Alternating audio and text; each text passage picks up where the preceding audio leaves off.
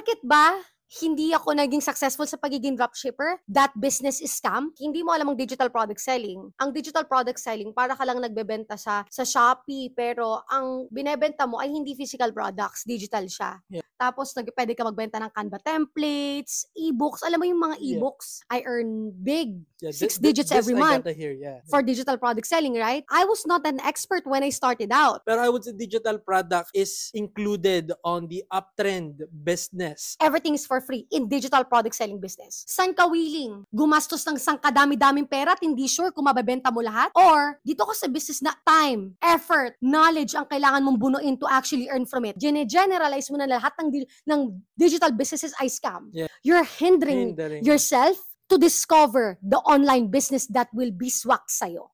Inventory, di mo kaya, then a business could be for you na digital product selling. It's the Hustle Hour.